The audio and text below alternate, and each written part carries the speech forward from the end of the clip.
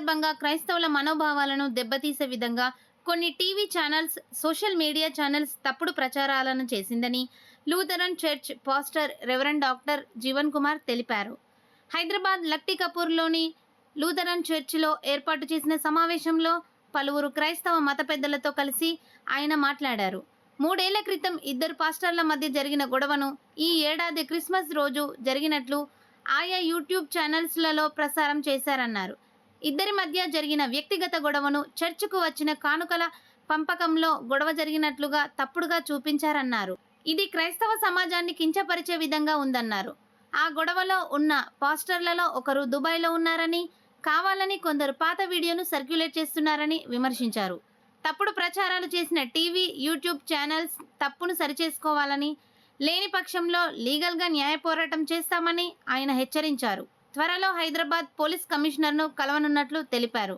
ఈ సమావేశంలో అంగెల వెరోనిక, మోంటాయ్ సునీల్, జ్ఞాన ప్రకాష్ రావు, మణికుమార్, శ్యామ్ సుందర్, భూపతి, ఎలిషా మార్టిన్, బండెల దేవరాజ్, కస్తూరిభాయ్ తదితరులు పాల్గొన్నారు. 2-3 సంవత్సరాల క్రితం జరిగిన సంఘటన ఒక అపాయింట్మెంట్ గురించి అయితే, కానుకల గురించి అని చెప్పటము, అది ఈ 2024 సంవత్సరం ప్రస్తుతం క్రిస్మస్ రోజు జరిగిందని చెప్పటం చాలా దిగ్భ్రాంతికి మేము లోనైపోయాము. 24 సాయంత్రము పిసిసి ప్రెసిడెంట్ తెలంగాణ వారు హాజరయ్యారు. అలాగే 25వ తారీఖున ముఖ్య సందేశకులు చాలా మంది హాజరయ్యారు.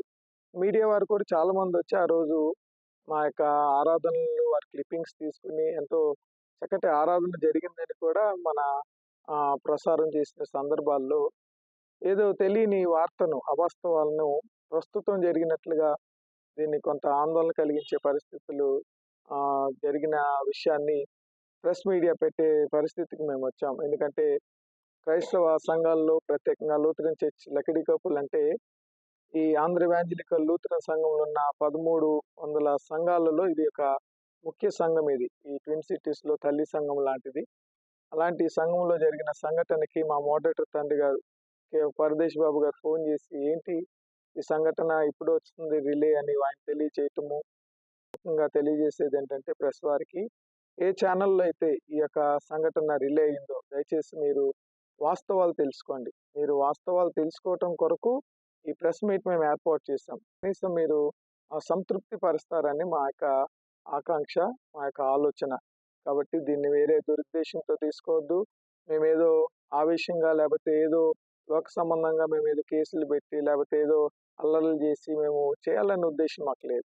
వాస్తవం కాదు, ఇది అవాస్తవం అని తెలియజేసి వాస్తవాన్ని తెలియచేయండి అని చెప్పడానికి మాత్రము మేము ఏర్పాటు చేసినటువంటి ప్రెస్ మీట్. కాబట్టి లూథరన్ చర్చ్ లకిడి కపుల్ పాదిరి గారులు, సంఘ పెద్దలు, సంఘమంతటి పక్షంన నా ప్రత్యేకమైనటువంటి మనవి, దయచేసి ఇది అవాస్తవము, ఇది ఇప్పుడు జరిగిన సంఘటన కాదు, ఇది ఎప్పుడో జరిగిన సంఘటన. కాబట్టి దీన్ని మీరు మళ్ళా మీ యొక్క ఛానల్స్లో తెలియపరిచి క్రైస్తవ సంఘాల కొరకు మీరు మంచి చేయాలని నా యొక్క ఉద్దేశమైనది. అందరికీ వందనాలు. Thank you.